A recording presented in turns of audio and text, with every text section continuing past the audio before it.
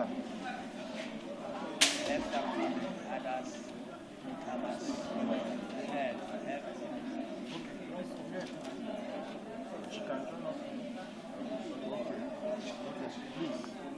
Please let her come. Let's shift a bit. Where Dominic?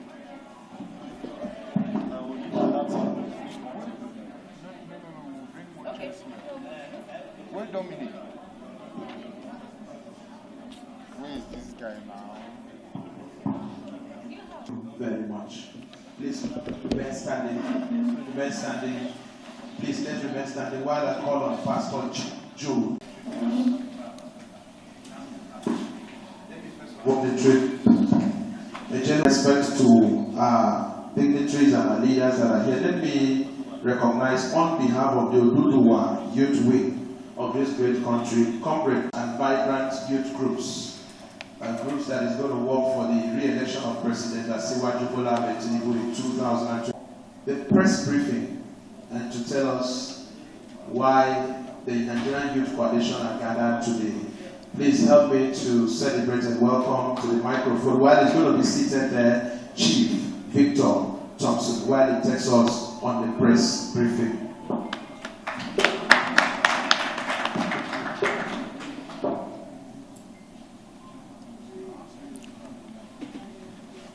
Gentlemen of the press, my colleagues, my boss, the DJ of City Boy Movement, ladies and gentlemen, you're all welcome to this press conference of the Coalition of Nigerian Youth. This is a coalition representing the vibrant and dynamic youth population of our great nation. And we unequivocally distance ourselves from the so-called ADC coalition led by Alhaji Atiku-Abubakar, Peter Obi, David Mark, El Rufai, Amechi, Rauf Aregbesola, and other power-seeking individuals with questionable political trademarks. Well, we state the obvious that they are acting within their constitutional rights as enshrined in Section 40 of the 1999 Constitution as amended. We hereby state categorically, number one, never will it be heard or read in the annals of our nation's history that in our generation, the Nigerian youth took a stand with the very same set of people who betrayed this nation over and over again and are willing to do so again if given the opportunity.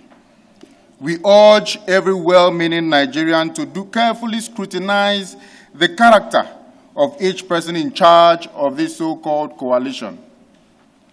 From Alhaji Atiku-Abubakar, who has a well-documented history of political opportunism, party hopping, and unresolved allegations of corruption and self-seeking ambition. He is a man of questionable character and the single most notorious factor in the collapse of the economy of our nation, considering the role he played as the head of the National Council of Privatization when he was Vice President of Nigeria between 1999 and 2007. Under his watch, companies like the Aluminium Smelting Company of Nigeria in Ikorobasi local government area of Akwa Ibom State was brought to its knees. And we can go on and on and on of the negative touch of Alhaji Atiku-Abubakar on the nation's economy. Alhaji Atiku-Abubakar has remained the one who has ruined lots of lives and destroyed destiny in this country due to his greed and his personal interest. I would like to cite the example. I am from Akwa Ibom State, and I happen to be a grandson in Ikorobasi local government where Ascon, Aluminium Smelting Company of Nigeria, was located. It was one of the best of its kind in Africa and one of the highest paying organizations in this country. With the touch of Alhaji Atiku-Abubakar, that organization was brought to its knees.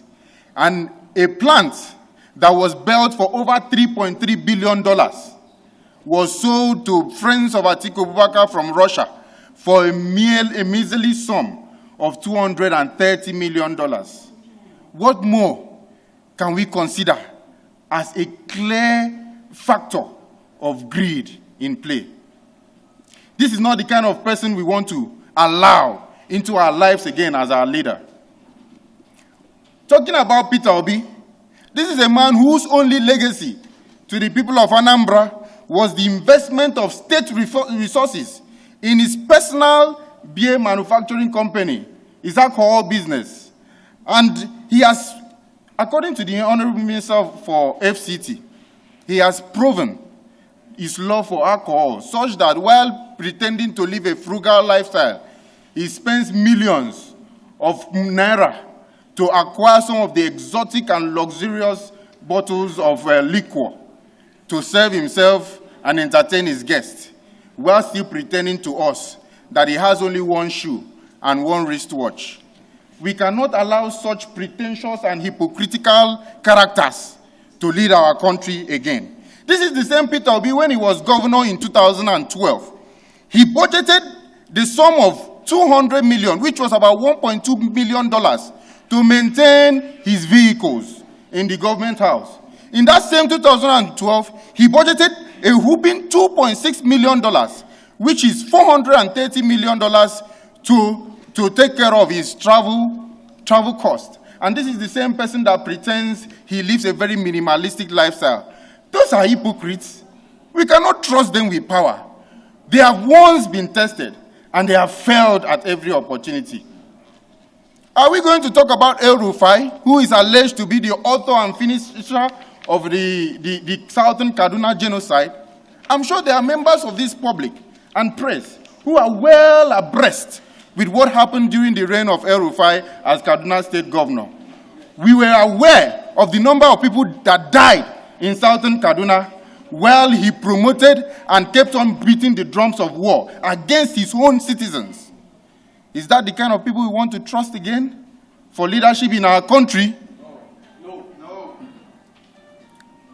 How can we ignore the sacrifices, the risk, the effort of a president like President Bola Ahmed Tinubu, who has brought a lot of audacious reforms, even at the risk of being tamed evil names?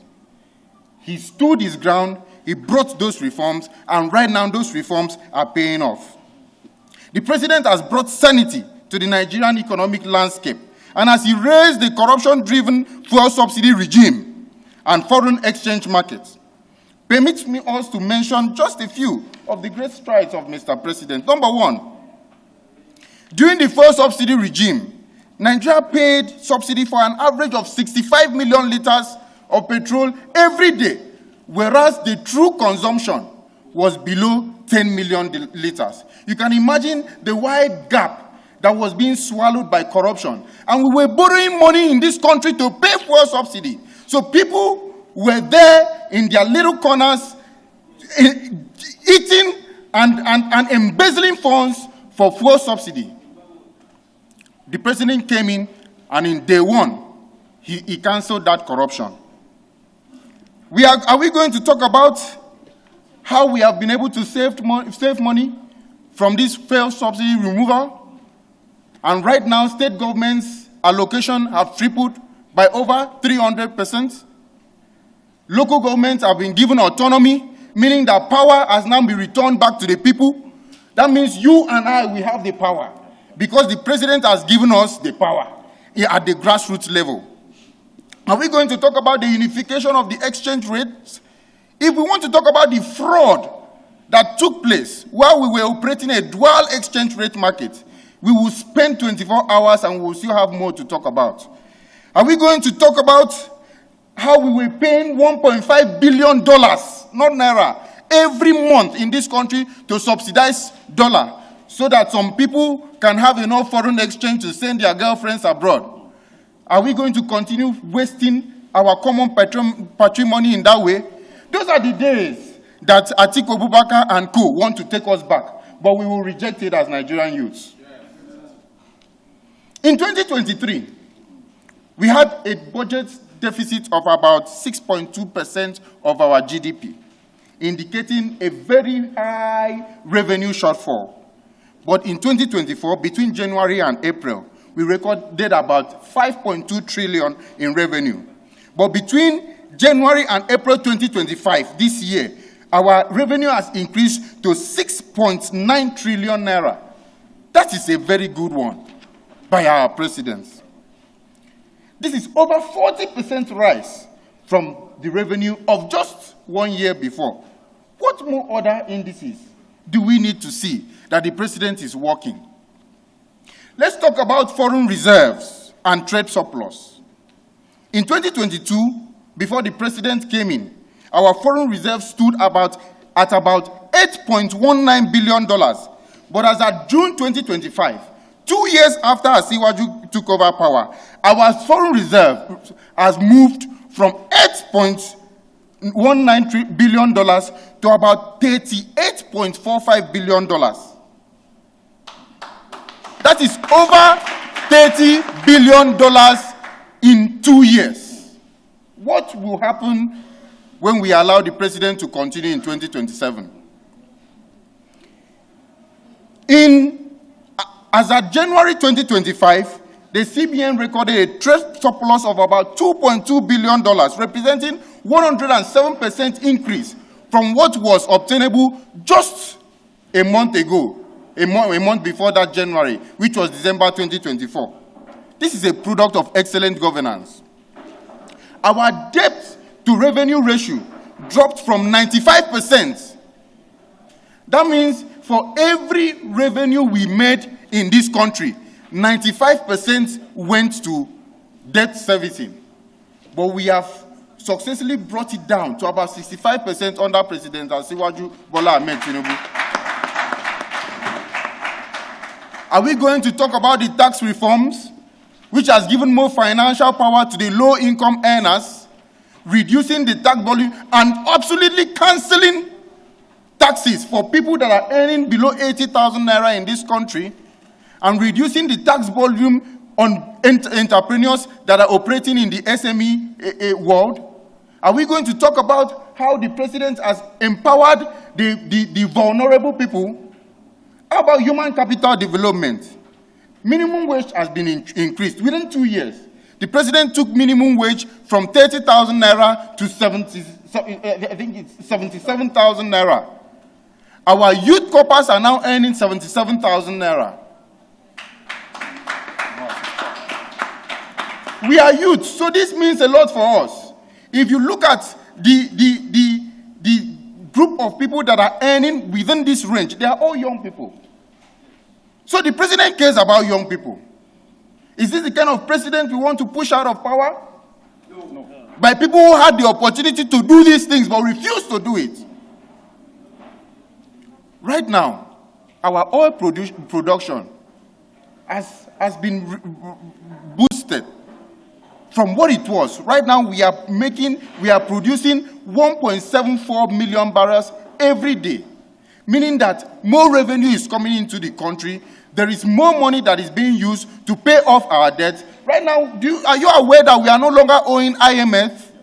All this because of one man, President Bola Ahmed Tinubu.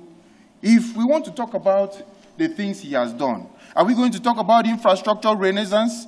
The Lagos to Calabar Coastal Highway, the first phase has already been completed and commissioned. The second phase is ongoing. Work is going on assiduously, and work is moving to other parts of the country. Are we going to talk about the railway? Look at Abuja today. The last time I was in Abuja was about 2 months ago. I came back and I could not even find the way to my apartment because everywhere is changed. Because of one man, President Bola Ahmed Tinubu. El Rufai was Minister of FCT. What did he do? Demolition. These are people with no track record. These are people with no track record. As young people who will stand against them, we are going to resist them, and we are going to engage our resources, our strength, our vigor, our voices to resist them. President Bola Ahmed Tinubu has been a blessing to this nation. And the only set of people who would want to take this blessing from us are those who hate progress and stability. Am I right or wrong? These are the people who are not comfortable that they are no longer eating money of about more than 55 million liters of fuel every day. They are no longer eating subsidy money. They are no longer making money from the dual exchange rate market. That is their problem. That is their grievance. And we are not going to allow them to use our head to make money. We are going to reject them immensely. We will not allow them to take us back to the years when $20 billion would miss from NNPC accounts without a trace. As if $20 billion is 1,000 naira that can just go missing. We are not going to allow them to take us back to those years. We are not gullible. We will not join this coalition that is led by a group of greedy, manipulating, and self-serving people whose only grievance against this administration is that they've not been allowed to continue to destroy our beloved nation. We are the youth. We are the future of this nation. And we are the gatekeepers of our great country.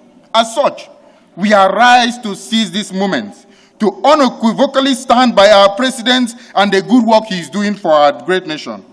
We will not allow the buccaneers and the scavengers to threaten the progress we are enjoying. Unlike the so-called ADC coalition, we are not a headless mob where everybody over there is a leader. Everybody is an aspirant. Atiku-Abubakar is an aspirant. Peter Obi is an aspirant. El Rufai is everybody there is an aspirant, including Amechi. So we are not like that.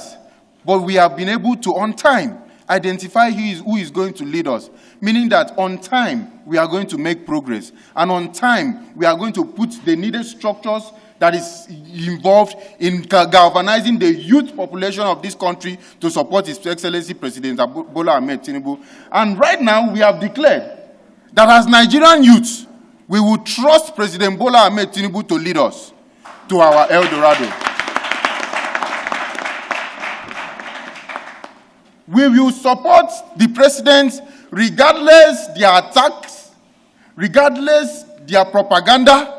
Whatever they want to do, we will resist it and support the president.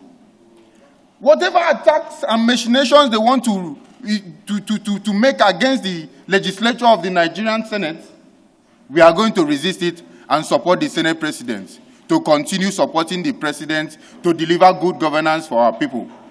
The Senate president has been able to partner with the executive. That is why we have the tax reform bills today.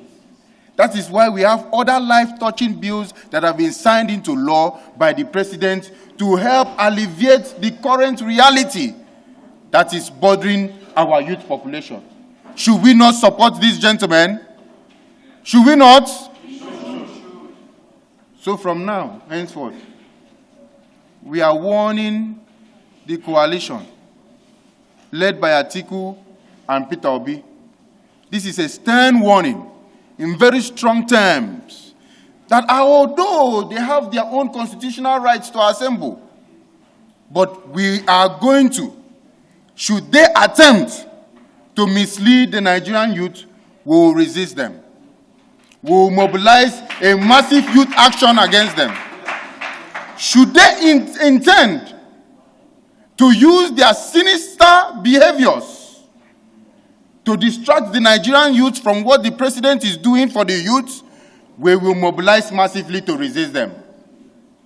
And from now henceforth, as we have all allowed them to exist, let them exist without the Nigerian youth. The Nigerian youth are taking a stand against their coalition, and we urge them to avoid us completely. Those in favor say hi. Aye. There is nobody against here. So the ayes have it. Yes. Thank you very much. Greatest Nigerian youth. Greatest Nigerian youth. Greatest of the greatest Nigerian youth. I want to say a very big thank you to everyone in this house today. You are part of history, as we are aware. that this struggle is not today. President Bola Ahmed Tinubu was part of those that fought for the struggle of democracy in Nigeria. And history has come to stay for giving President Bola Ahmed Tinubu, a true leader, the opportunity to be the president of Nigeria at this point in time. So we must all understand one fact. There is one president that came into power and he did not care about his popularity. He sacrificed his popularity. He sacrificed his popularity. He sacrificed his popularity for the future and the change of Nigeria. When President came into power in 2023, he announced to Nigeria that subsidy is gone and gone forever. That was a decision that no president had the courage to take. President Obasanjo was in power, he never took that decision. They encouraged wastages, they encouraged mismanagement, and they wasted a lot of future of young Nigerians. Young Nigerians, let us be wise. Mr. President has taken a decision that will direct our country into the right path. A decision that will give us a better look in the international stage. Mr. President has taken a bold decision that will give courage to our parents, that will wipe tears from the eyes of our parents. I want you to give him a round of applause. My dear youth, you have heard from the president of the Nigerian Youth, Coalition. He has said nothing but the truth. We saw former vice president of this country, Atiku-Abubakar. He left office and he had a lot of corruption cases on his neck. He was never a true leader. He was on that seat for his personal and selfish interests. We saw the former governor of Osun State, who was also a minister of Interior. He never did anything until a young Nigerian came to power. We were able to have our passports within 24 hours. Let's ask him, what did he do while he was in office? We have Rotimi Amechi. He was the Minister for Transportation in this country. We don't have railway. We cannot move our goods from the north to the south. We can't move our goods from the south to the west. Then what has he done as the Minister of Transportation? And he's coming again to deceive young people. We have a president. In a short while, he has completed the railway from Lagos to Ibadan. He has completed the railway from Port Harcourt to the north. And we say the president is not working. Please, can you give the president a round of applause? We have a president that has brought a life-changing project, the Lagos-Calabar Coastal Road. Yeah. In the history of Nigeria, we have never had that kind of project by any president except the military government. And we had democracy for a long time. So why were they deceiving us all these whiles that these projects were not possible? Please, I'm begging you, let us reject this coalition. It is not good for the future of our young people. Because if we allow these people to come back to power, they are going to siphon our resources into their private pockets. They are going to move our resources into foreign countries. And who is going to be punished for it? Only us, the young Nigerians. Nigerians, I know that that the suffering is not easy. The change is not easy. But let us be patient with President Bola Ahmed Tinubu. We are only 2 years in government. I assure you, before President spends his 4th year in office, all of us will see these great changes having impact in our personal life. So I beg you, please, let us endure. Let's persevere. Let's talk to our neighbors. Let's talk to our parents. Let us showcase the things that Mr. President has done. For example, look at the Nel Fund loan. It is having impact on the life of Nigerian youth. It's having impact on people that cannot pay their school fees. Education is the bedrock of any country. If we have more of us educated, we will be acceptable into different markets of labor. We will be acceptable into foreign markets, and Nigeria will be a place where people will come and source for professionals. So I'm begging you, please, and please, let us be patient with President Bola Ahmed Tinubu, as he is the one that God has sent at this particular time to do the right thing and to move Nigeria into a greater path. Thank you, and thank you very much for your time. Okay, our leader, the convener of this great event, gentlemen and women of the press, my fellow patriotic Nigeria. Our women here? Yeah. Okay, so without mincing words and without bringing in political sentiment, I'll be speaking as a legislator and as a woman. Since the creation of Nigeria, I'm young and I'm proud to be a youth.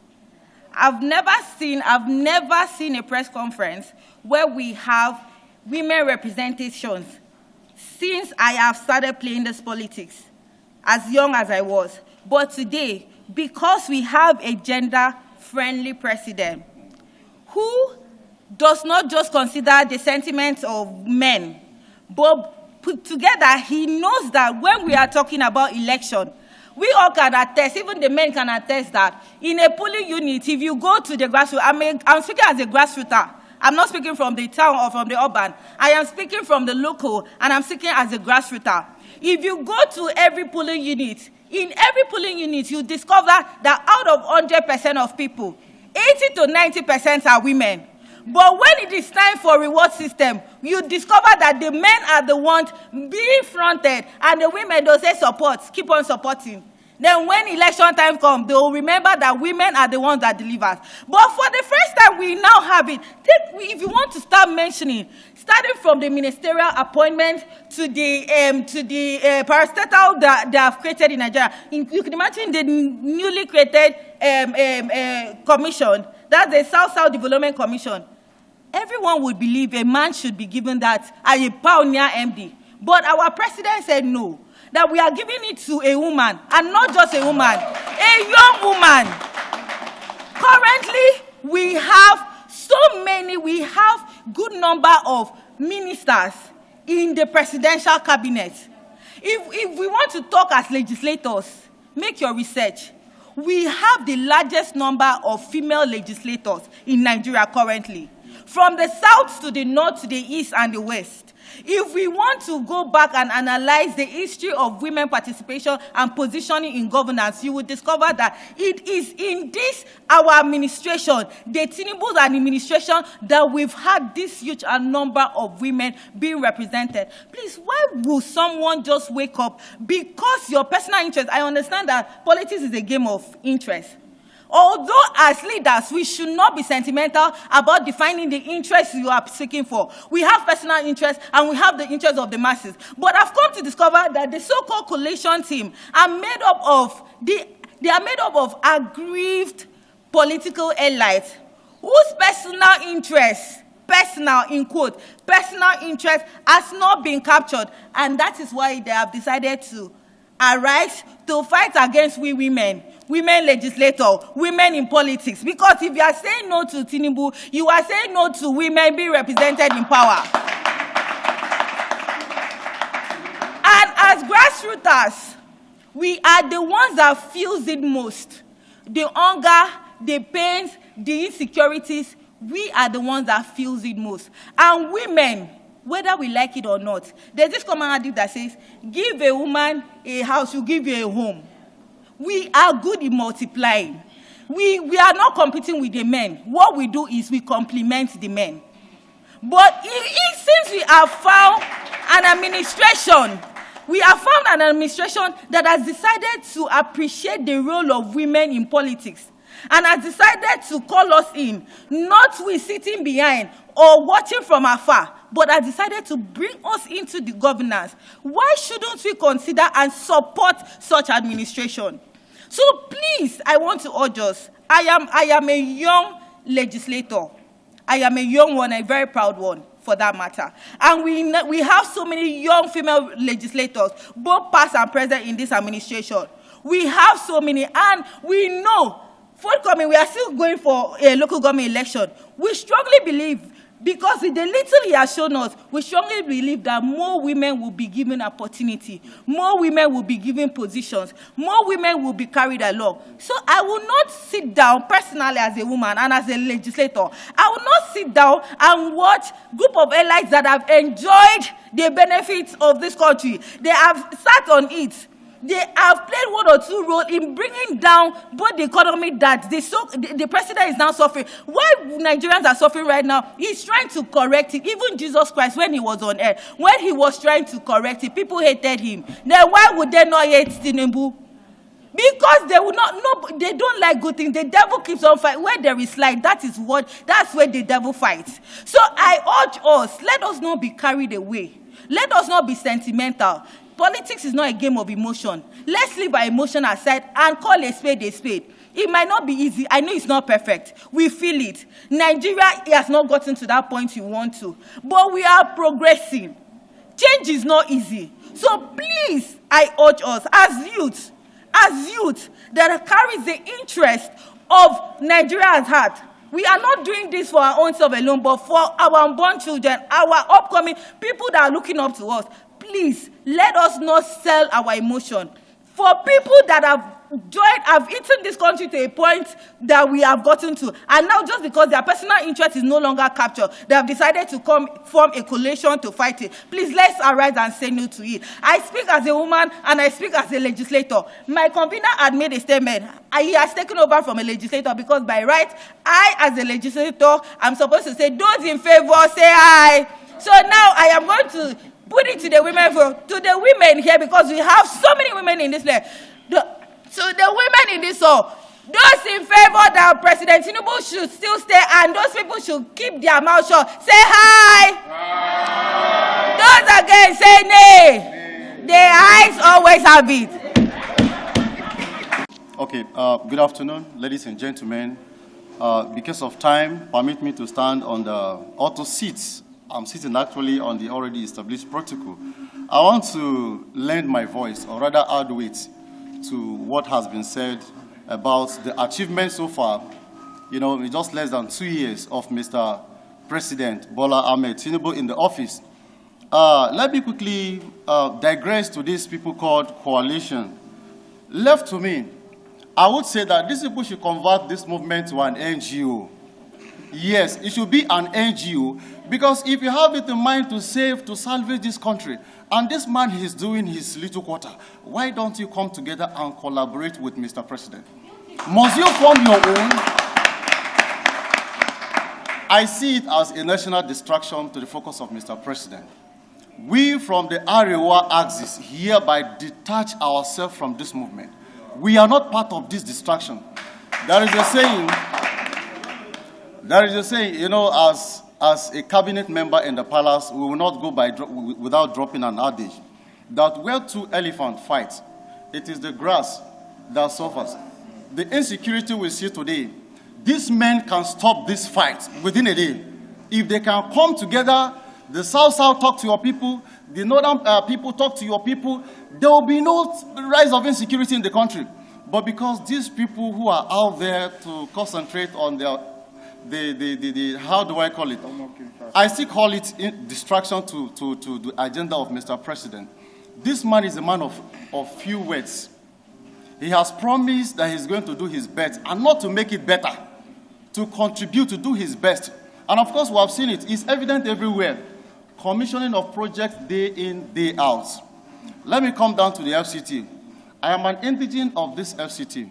I am proud to say this is the best president so far we have ever had since the inception of the Federal Capital Territory into Abuja in 1976.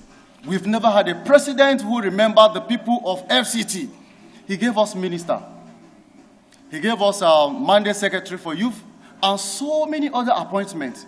Today we are enjoying student loan from the Arewa. A lot of things. Today we have North Central Development Commission. This is something we'll be clamoring and agitating for. Mr. President is a man of his words. His words never go down and die off. His words are like cells. They are like seeds. Once they drop, you see them growing up. You see the embryo, the beauty of it coming out.